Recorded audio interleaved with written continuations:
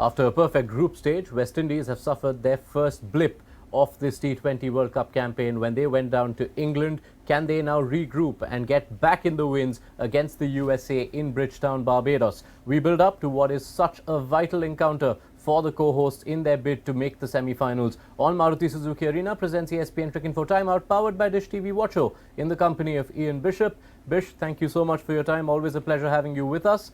The narratives change really fast. It's a taxing tournament, this one. 100% in the group stage, but one defeat leaves you so close to the brink. What are West Indies feeling going into this game? Well, I think the West Indies will know that the USA have been playing very good cricket, very impressive cricket, even in the series prior to the World Cup against Bangladesh. So they know that it's not going to be an easy game. And they've got a number of things that they've got to work out as they get into that USA game, because for them now it's a must win. Different parts to what they need to change. I'm sure there's a bigger batting conversation coming up, but let's focus on the bowling first. You had felt that Obed McCoy perhaps had done enough to warrant a starting spot ahead of Romario Shepherd. Having seen the way the bowling went against England, do West Indies absolutely have to have the specialist skills of McCoy in their 11? I believe it would help. The reason, look, I'll give Romario Shepherd credit for improving over the last year and a half, I think. But if you're looking to play a stronger bowling, this version of Obed McCoy since the 18th tour to Nepal, since the South African series prior to the World Cup, and in the game against Afghanistan, makes the team a better bowling unit. Romario Shepherd's, as I say, unique selling point is that he gives you handy runs if needed.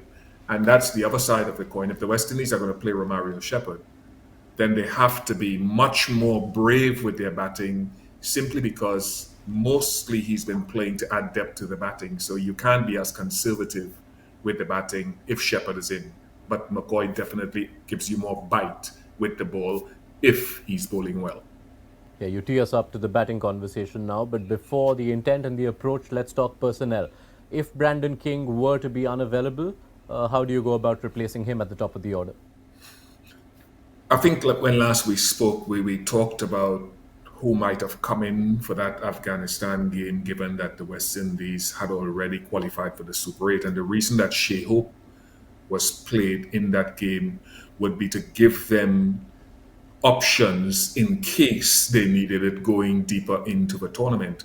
So if King is not available, I think Shea Hope, having gotten that run there, is a guy that can slot in quite versatile in the way that he goes about his batting innings at the top order.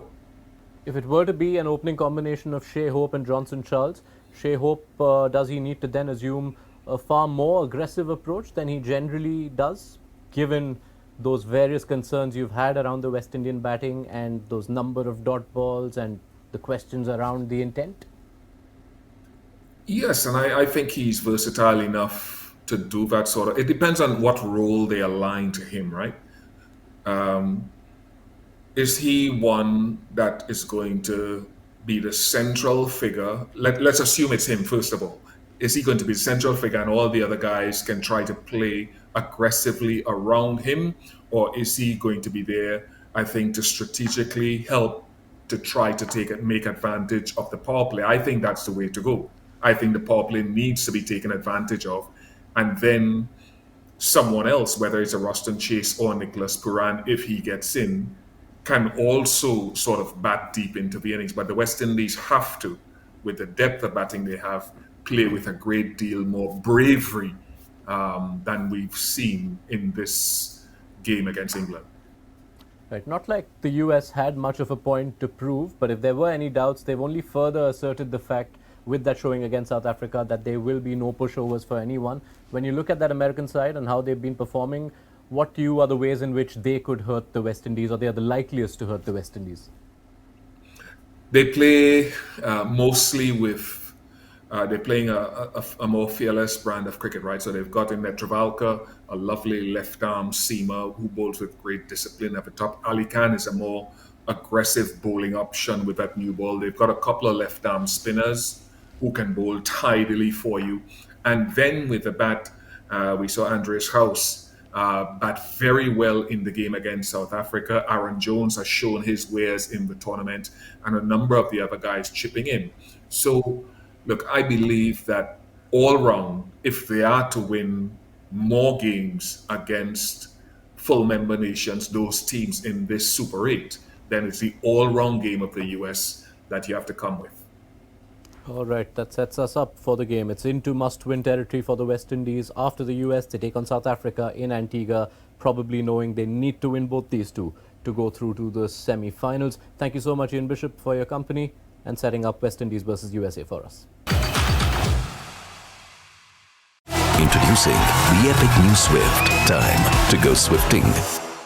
वॉचो app पे देखो एक OTT के दाम पे सारे OTT शान से। Watch